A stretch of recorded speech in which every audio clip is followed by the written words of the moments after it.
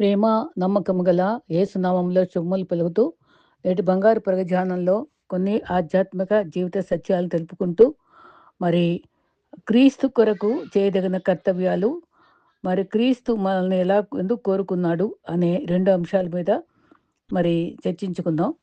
మరి నిజంగానే జీవిత సత్యాలు కొన్ని ఆలోచించదగినయే.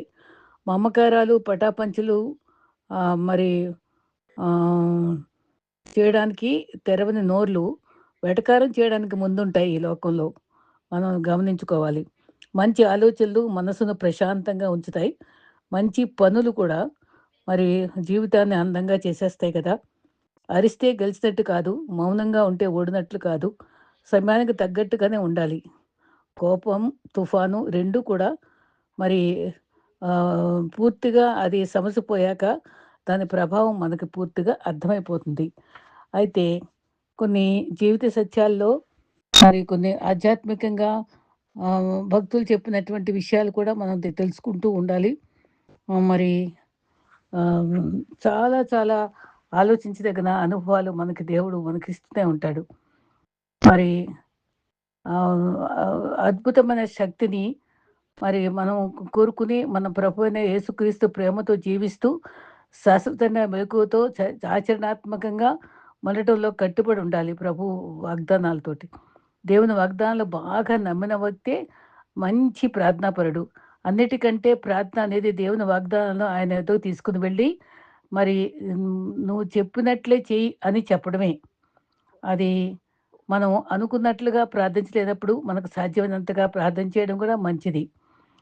మరి విరిగి నలిగినటువంటి హృదయాలతో ప్రభు వైపు తిరిగేవారు శక్తిని, శాంతిని అనుభవిస్తారు. భక్తులు చెప్పారు. మరి ప్రార్థనా జీవితాన్ని గడపటం మానివేసినప్పుడు మరి మనకు జీవితం సఫలం కావడం, విఫలం కా కం సఫలం కావడం బదులు విఫలం కావడం ప్రారంభిస్తుందని గుర్తుంచుకోవాలి. మరి తెరిచిన హృదయాలు దేవునికి శాంతిని ఎప్పుడు కనుగొంటామో వారు నిజంగా ధన్యులు. లేకపోతే వారు పేదలు మరియు ధనికులు మరియు బిచ్చగాళ్ళు అంటారట.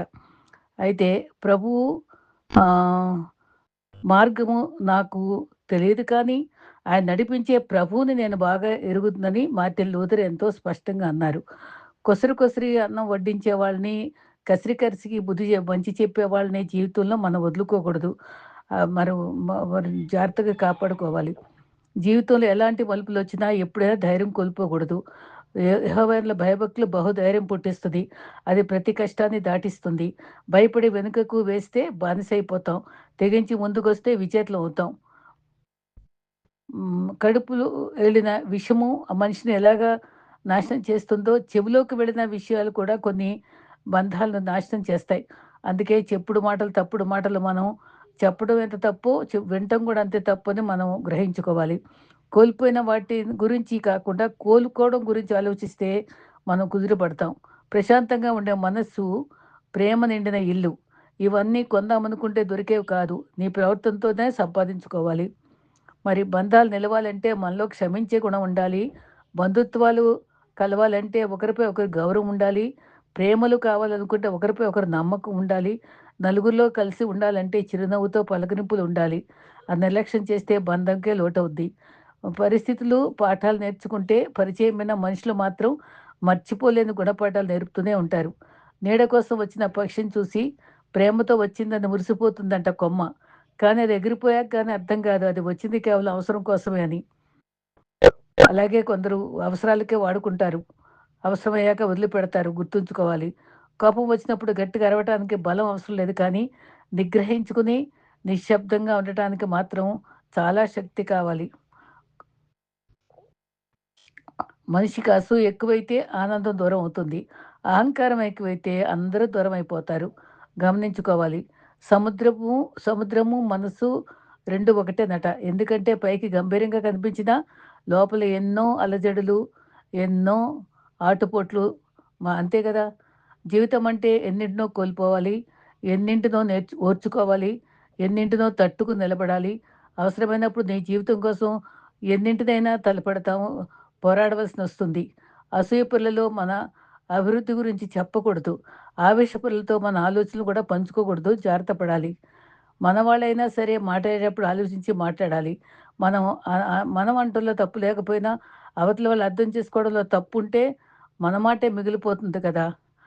అర్థం లేని ఆవేశం, అవసరం లేని ఖర్చు, పనికిరాని పొగరు, మరి ఆలోచనలు, లక్ష్యం లేని జీవితము, విచక్షణ లేని మాటలు, మనుషులు నాశనం అయిపోతారని గుర్తుపెట్టుకోవాలి.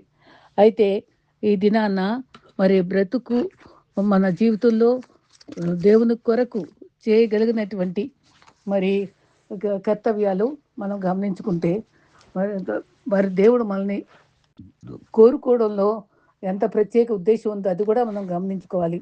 మరి మన జీవితం ముగించిన తర్వాత నిత్య జీవం పొందడానికి మనం ఏం చేయాలి అని ఒకసారి ధనవంతుడు అడిగితే బాల్యం నుండి నేను ధర్మశాస్త్రం నన్ను చేస్తున్నాను కదా అని అంటూ నీకు ఒక్కటి కొదువుగా ఉందంటారు. అదంటే ఆస్తి అమ్మి పేర్లకి ఇమ్మంటాడు. అయితే మరి అది చేయడానికి ఇష్టం లేక ధనవంతుడు దూరం అయిపోతాడు కదా! ఆస్తి వదిలిపెట్టలేకపోతాడు. మనల్ని కూడా దేవుడు నీకేది ఒక్కొక్కటి కొదువుగా ఉందంటే మనకు చాలా కొన్ని కొదువులున్నాయి. అవన్నీ కూడా ప్రభువులో మనం ఆయన కోరుకున్నట్టుగా తీర్చేవారంగా కూడా ఉండాలని మనం ఆలోచించుకోవాలి. ఒక్కటి కొదువుగా ఉందని దేవుడు మనతో మాట్లాడతాడు. 99 మెట్లు ఎక్కిన ఒక్క మెట్టు ఎక్కలేని వాడిగా ధనవంతుడున్నాడు గదా! అయితే ప్రేమపూర్వకంగా ప్రభు కొరకు చేయవలసిన కొన్ని విధులు వివరించుకుందాం.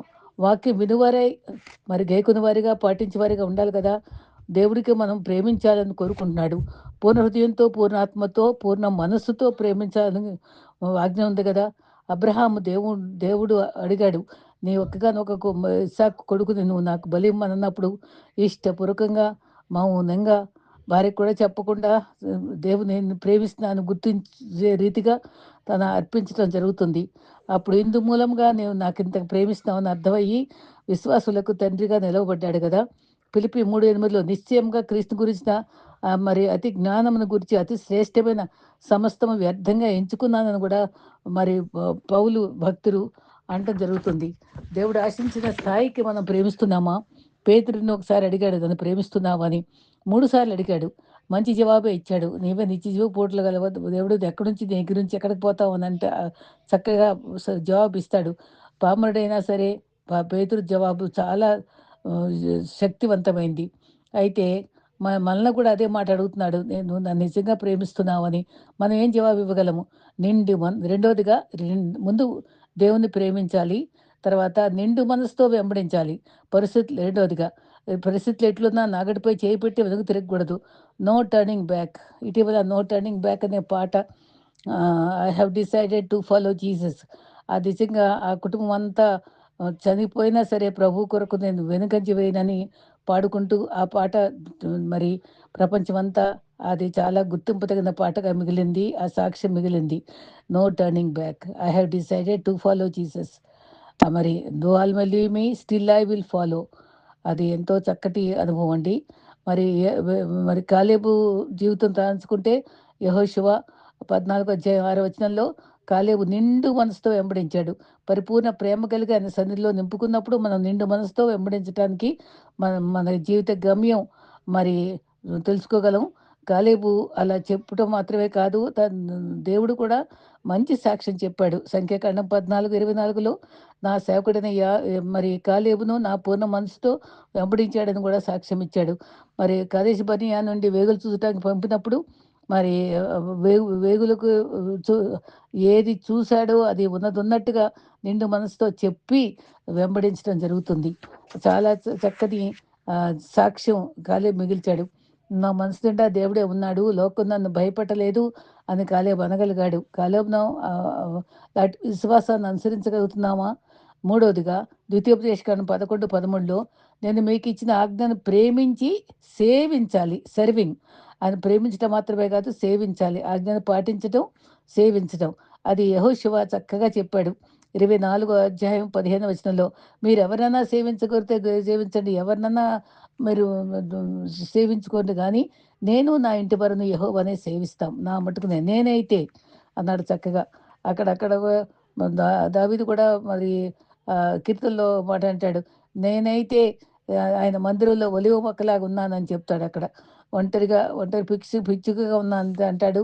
తర్వాత ఒంటరిగా నేనైతే ఆయన మందిరంలో ఒలివ మొక్కగా నాటబడ్డానని చెప్తాడు. మరి నేనైతే అనే మాట అక్కడ కనబడుతుంది. మనమైతే ఏం చెప్పగలుగుతాము?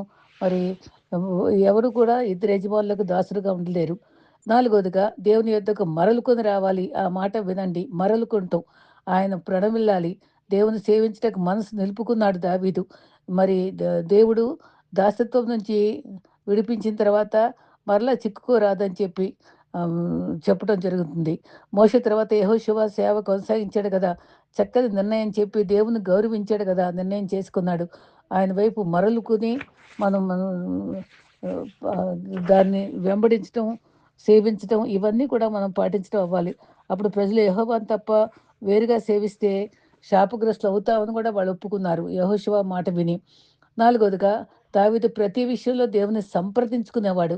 ఇశ్రాయేలీయుల ఎడల ఎన్నిసార్లు తప్పిపోయినా సరే క్షమించే దేవుడు గమనించుకుని ఆయన ప్రేమను వాళ్ళు అనుభవించారు.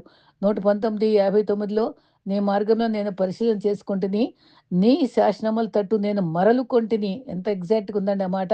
నీ శాసనముల తట్టు నేను మరలుకొంటిని. దావీదంత చక్కగా దేవుని తట్టు తిరగాలి. వారు దేవుని వైపు తిరిగితే వారి ముఖం లజ్జింపకపోతాయి, సిగ్గుపడరు. దేవుని ప్రేమించి మరలా తిరిగి రమ్మంటున్నాడు. అందుకనే కీర్తనలు 22, 27లో బూదిగంత నివాసులు అందరూ యెహోవా తట్టు తిరగండి. అన్ని జనులు వంశస్థులు మరలెదరు. మరలి రావాలి ఆయన దగ్గరికి. జ్ఞాపకం చేసుకోవాలి. మరి దేవుని ఐదవదిగా దేవుని వాక్యాన్ని పాటించాలి. వాక్యం అనుగ్రహించి వాటి వాక్యంను గ్రహించుకొని వాటి చొప్పున మరి ఆయన కట్టడల్ని, విధులు అనుసరించి నడుచుకోవాలని చెప్పాడు. పిల్లలకు కూడా అభ్యసింప చేయాలని కూడా చెప్పాడు. ద్వితీయోపదేశకాండం 26:16లో కూడా ఇదే మాట చెప్పబడింది. ఈ రకంగా భ్రష్టులైన పిల్లలారా నా యొద్దకు రమ్మని దేవుడు పిలుస్తూనే ఉంటాడు. ప్రేమగల స్వరంతో పిలిచేవాడు మన దేవుడు. మీరు ఆయన తట్టు తిరగాలి. అక్కడే మన ఫలితం ఉంటుంది. ఆయన వాక్యము మన పాదములకు దీపము, మన త్రోవకు వెలుగన్నారు కదా! ఆయన మాట విని వాటి చొప్పున చేయువాడు బండ మీద కట్టిన గృహం పోలి ఉన్నాడని న్యూ టెస్టిమెంట్‌లో క్రీస్తు స్వయంగా చెప్పాడు. పౌలు మరి మొదటి రాజు సౌలు ఆహ్, అమాలేకీయులతోటి వారి దేవుని తీసుకోవద్దు అన్నప్పుడు నిర్మూలించమని చెప్పినప్పుడు ఆ వాక్కు ధిక్కరించి కొన్ని దాచుకుంటాడు. అప్పుడు దేవుని యొక్క ఉగ్రత మొదటి రాజు సౌలు మీద ఉంటుంది. అప్పుడు ఆ రాజ్యం కూడా ఉంటది. నీకు చెందదిక అని చెప్పి సూటిగా చెప్పడం జరుగుతుంది ప్రవక్త. తర్వాత ఆరోది అందుకని ఆయన ఆజ్ఞ పాటించటం మనకు చాలా అవసరమని ఈ అనుభవాలన్నీ జ్ఞాపకం చేస్తాయి. మరి ఆరోదిగా ఒకటో రాజులు 14:8లో యరొబాము రాజుతో దేవుడు వాద్యం ఆడినప్పుడు మరి ఆయన అనుసరించి నడవలేకపోయాడు దేవుని అనుసరించి. అయితే లేవికాండం 18:4లో నా విధులు గైకోవాలి, కట్టడలు అనుసరించాలి, అనుకరించాలి. ఆయన క్రీస్తుని మాదిరిగా తీసుకొని మనం జీవించటం కూడా చాలా చాలా అవసరం అని మనం తెలుసుకోవాలి. ఏడవదిగా ఆ దేవుని వెతకాలి. ఆయన వెతికితే దొరికే దేవుడు కదా! మరి సొలొమోను ఆహ్, దావీ దా సొలొమోనుకు దావీదు చెప్తాడు. దేవుని వెతుకు, దేవుని వెంబడించు అని కూడా చక్కగా సలహా ఇస్తాడు తండ్రి. రెండవ దినవృత్తాంతాలు 15, 12 నుంచి పూర్ణ హృదయముతో 22, 9లో కూడా ఉంది. దేవుని యొద్ద విచారణ చేయాలి. అట్లు చేసేవారికి మేలు, చేయకపోతే నష్టం. సో, మరి పౌలు నేను క్రీస్తును పోలి నడుచుకుంటున్నాను. నన్ను పోలి మీరు నడుచుకోవాలని కూడా చాలించేశాడు. ఆయన మార్గంలో నడవాలి. ఆయన అడుగు జాడల్లో మనకు మాదిరిగా ఉంచారు. ఉపదేశం అనుసరించి నడవాలి. యరొబాము దేవుని మాటను అనుసరించక నష్టపడ్డాడు. ఏడవది దేవుని యొద్ద విచారణ. మరి యెహోషాపాతు కూడా యుద్ధ సమయంలో విచారణ చేసి నీవే మా దిక్కు అన్నప్పుడు వారి పక్షంగా యుద్ధం చేసి మరి స్తుతుల ద్వారానే మరి మోహరించినటువంటి శత్రువులందరినీ జయించడానికి దేవుడే వారి పక్షంగా యుద్ధం చేయడం జరుగుతుంది. ఎనిమిదిగా దేవుని స్తుతించాలి. 86 కీర్తనలు 12లో పూర్ణ హృదయంతో కృతజ్ఞతాస్తుతులు చెల్లించుకోవాలి. స్తుతి స్థితిని మారుస్తుంది కాబట్టి స్తుతి ఆయన్ను మహిమపరిచేదిగా చేస్తుంది. సామెతలు 3:5లో పూర్ణ హృదయముతో ఆయన నమ్మేది తొమ్మిదో పాయింట్. పూర్ణ హృదయంతో నమ్మటం. మరి న్యూ టెస్టిమెంట్‌లో ధనవంతులు ఒకడు, మరి ఎంతోమంది ఇద్దరు ధనవంతులు కూడా మరి అమ్మి బేర్లకిమ్మంటే వాళ్ళు కినులై ఎళ్ళిపోయారు కానీ, జక్కయ్య కూడా ధనవంతుడే కానీ, తను చేసిన పొరపాటు గ్రహించుకొని, ఆ ధనమంతా తిరిగి ఇచ్చేయడం జరుగుతుంది. అది నిజమైన మారుమనస్సు. అది పదవదిగా దేవుని యందు విశ్వాసం ఉంచుట. హెబ్రీ 11లో విశ్వాసం పట్టి ఉంది గదా! మన పేర్లు దానిలో ఉండటానికి మన అర్హులమేనా అది మనం ఆలోచించుకోవాలి. దేవుని యందు మన విశ్వాసం ఉండాలి. మరి ధనం యందు నమ్మకం ఉంచుకోకూడదు. ఈ 10 సత్యాలను కూడా మనం మన బాధ్యతగా మనసులో ఉంచుకున్నప్పుడు, ఆయన ఆజ్ఞలు పాటిస్తూ ఉన్నప్పుడు, మరి విశ్వాసి తల ఎత్తువాడిగా ఉంటావు. తల ఎత్తువాడిగా వాళ్ళని ఉంచుతాడు. అది అది ఎంత ఏ పరిస్థితి అయినా సరే, మనం శత్రువుల పైగా మన తల ఉంచుతాడని మనం ఉద్దేశించుకోవాలి. క్రీస్తు ఊరేగించినప్పుడు, రాజు నీవే, నీ నీకే మహిమ అని విలువైన వస్త్రాలు గాడిదకి నడుస్తున్నప్పుడు గాడిదకి మోస్తున్నటువంటి గాడిదకి పరిచారు. యేసును గొప్పగా కనపరచాలని వారి ఆశయం. మరి వారి తత్వం కొద్ది రోజుల్లో మారిపోయింది. కేకలు మారాయి, నడవడం మారింది. 2 తలుపుల మధ్య ఊగిసలాడారు. అది ఇదే పద్ధతి ఏలియా ఇదే టైంలో కూడా కర్మెలు వద్ద కూడా 2 పద్ధతుల్లో ఉండొద్దు అని సూటిగా ప్రశ్నించాడు. మరి 2 తలంపుల మధ్య మనం కూడా ఉండకూడదు. మత్తయి 21లో నలుగురు సువార్తికులు కూడా మరి ఆ గాడిదను ఎన్నుకునేటప్పుడు నా నా ఈ చరిత్ర మీరక్కడ మేడగది సిద్ధం చేసేటానికి ఒక పేరు లేకుండా ఒక జాడీ పట్టుకున్నాడుంటాడు అని కూడా చెప్తాడు. తర్వాత ఇంకొక సందర్భంలో ఇతర గ్రామానికెళ్ళండి. అక్కడ కట్టబడిన గాడిద కనిపిస్తుంది. విప్పి తోలుకురండి. ప్రభు మాట మాటే. ఆ మాటను పాటించిన వాళ్ళు నమ్మకంగా అది పాటించారు. ఇక్కడ కూడా కట్టబడ్డ గాడిద ఇక్కడ మనకు చాలా ఆత్మీయ సత్యాలు కనబడుతున్నాయి. విప్పి తోలుకు రమ్మని చెప్పాడు. విప్పి తోలుకొని రమ్మన్నారు.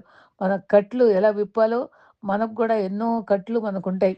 ఎన్నో ఆచార కట్లు, కుల కట్లు, అన్ని అనుభవాల్లో మరి ధనకట్లు ఇవన్నీ కూడా ఛేదించుకొని ప్రభుని వెంబడించడానికే కట్లు విప్పబడాలి. ఆయన వాళ్ళని చీకట్లో నుంచి వెలుగులోనికి ప్రవేశపెట్టి అనుభవాలను ప్రకటించు బాధ్యతను ఉంది. మన మధ్య కట్లు ఎలా విప్పబడ్డామో మనం ఇతరులకు తెలియచేయాలి. మన సాక్ష్యం చెప్పుకోవాలి. మరి యేసు ఎవరన్నా మరి యేసు నా పేరు చెప్పండి, మిమ్మల్ని ప్రశ్నించకుండానే మీకు ఆ గాడిద మీకు ఇస్తాడని చెప్పి పంపిస్తారు కదా! అప్పుడు బదులు పలకకుండానే దేవుడు పంపబడిన వ్యక్తుల ద్వారా యేసు చెంతకు చేరాడు. వచ్చినాయి అయి. మరి తండ్రి యొద్దకు తప్పిపోయిన కుమారుడు కూడా అతని చెంతకు చేరాడు. పందుల చెంతకు చేరిపోయాడు. గాడిద ఒకరి చెంత నుండి యేసు కోరుకున్నాడు.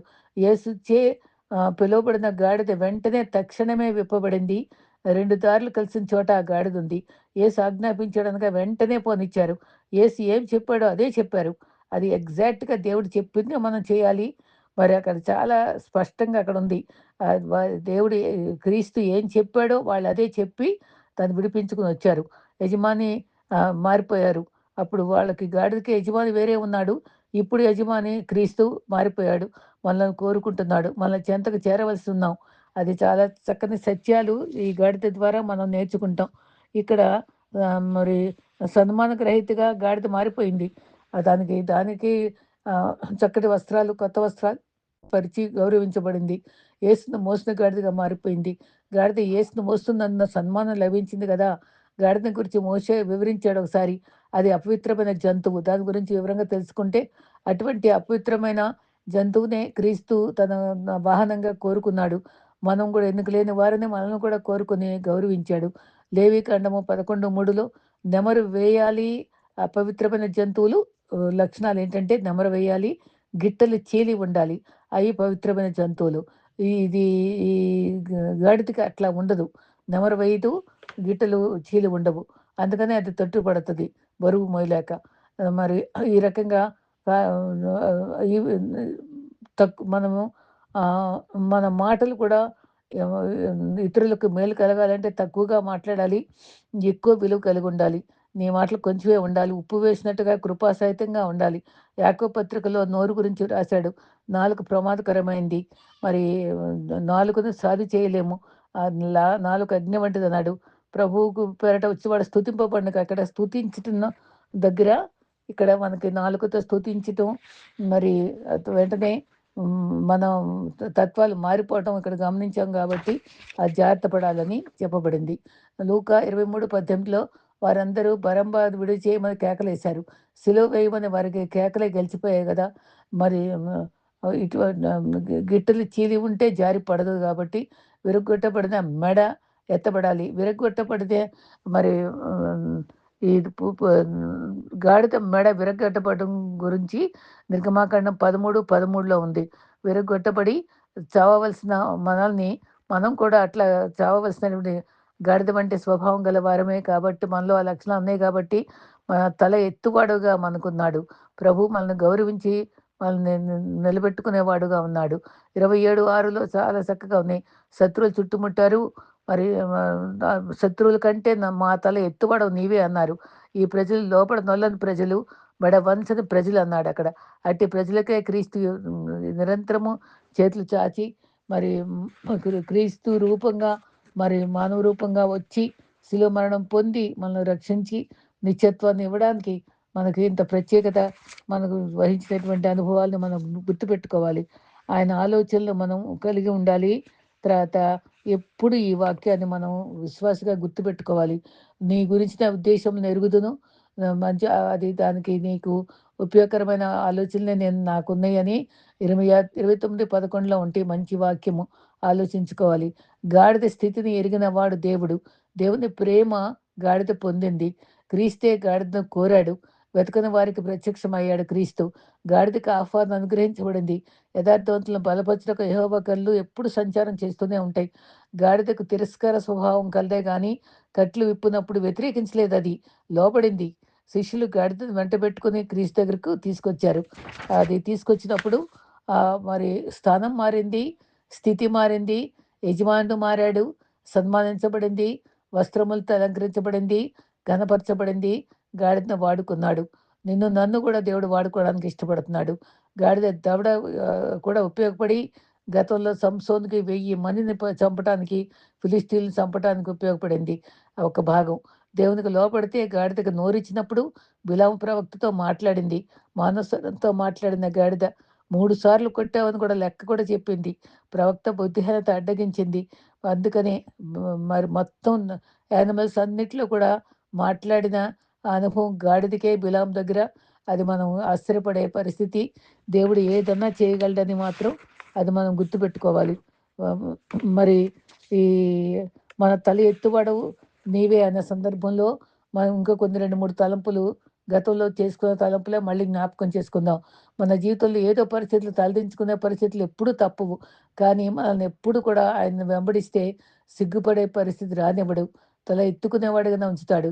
నా జనులు పడరని దేవుడు మనం చేసే పనులు సఫలత పొంది జీవితాన్ని సఫలత జరిగిస్తాడు కనుక మరి చక్కటి వాక్యం 27 నేను ఇంతకుముందు చెప్పాను. 27 కీర్తన 6లో ఉంది. శత్రువు కంటే ఎత్తుగా పడనిస్తాడు మన తల. మరి ఆ ఆరంభంలో శత్రువుని బాధించేవారు దండుగా వచ్చారు, నా మాంసము కోసం వచ్చారు శత్రువులు అని చెప్తాడు. అంటే గొల్యాతు గురించిన అనుభవంతో దావీదు చెప్పినట్టు చెప్పాను నేను. ఆ దేవుడు మర్చిపోలేదు. వాటి తల ఎత్తుగా మనల్ని నిలబెట్టే దేవుడు. దావీదు చెప్పాడు 4వ వచనంలో, నా జీవితకాలం అంతా ఎప్పుడు తల ఎత్తుకుంటామో మన జీవితకాలం అంతా ఆయన మందిరంలో ఉండాలని దావీదు వల్ల ఆశించినప్పుడు మన తల ఎత్తే దేవుడు. మనం మంచి చేస్తే మన తల ఎత్తుకుంటాం. ప్రభు దావీదును ఆపత్కాలంలో నా పర్యశాలలో దాచి ఉంచగలడు, శత్రువుల ప్రయోగశాల కంటే అధిగమించిన స్థితి దేవుడు నాకు ఇచ్చాడు అని ఎంతో చక్కగా వర్ణించుకుని చాలా ఘనంగా చెప్పుకోగలిగాడు దావీదు. మనం కూడా చెప్పాలి, ఈ ఆత్మీయ ప్రయాణంలో క్రీస్తు మనతో ఉన్నాడు. మరి 1 Petrus 2:9లో మనకి ఎప్పుడు ఆశ్చర్యరీతిగా మనం అయితే చీకటిలో నుంచి ఆశ్చర్యకరమైన వెలుగులోనికి మనం ఏర్పరచబడిన వంశంలో రాజులైన యాజక సమూహం అన్నాడు. మనల్ని ఏర్పరచుకున్నాడు. చీకట్లో నుంచి వెలుగులో తీసుకొచ్చాడు. మనం అదే సాక్ష్యం ఇవ్వాలి మనం. అది ఒకప్పుడు చీకట్లో ఉన్నాను, ఇప్పుడు వెలుగులోకి వచ్చాను. ఒకప్పుడు కట్టెలతో ఉన్నాను, నేను విడుదల ఇచ్చాడు దేవుడు నాకు. దేవుడు నాకు తల ఎత్తుగా చేశాడని మనం చెప్పుకోగలగాలి. మన మరి మన జనన, మరణ, పునరుత్థానాలను గురించి ప్రచురించాలి. 1 కొరింథీ 11:26లో మీరు ఈ రొట్టెను తిని పాత్రలో తాగినప్పుడల్లా ప్రభు వచ్చే వరకు నా మరణాన్ని గురించి ప్రచురించండి అన్నాడు. అది ప్రచురించటం మన వంతు. అది విశ్వాసిగా ఆ పని చేయాలి. సాక్షిగా జీవిస్తున్నామా? ఎంతమందికి మనం సువార్త బోధిస్తున్నాం? ఎంతమందికి మనం ఆశీర్వాదకరంగా ఉంటున్నాం? మన నోటి మాట ఎంతవరకు మరి ఉపయోగకరంగా ఉంటుంది ఇతరులకు అని మనం ఆలోచించాలి. ప్రభుకి ఎంతగా స్తుతించి మహిమపరుస్తున్నాం, ప్రభుని ఎంతగా ప్రేమిస్తున్నాం. ఈ రోజు తలంపులన్నీ కూడా తలంచుకుంటూ ప్రభుని ప్రేమిస్తూ ప్రభుకి సాక్షిగా జీవించి నిత్యత్వం వరకు ఆయన చేయి పట్టుకుని నడుద్దాం. అట్టి కృప ప్రభు మనకు అనుగ్రహించుగాక. ఆమేన్.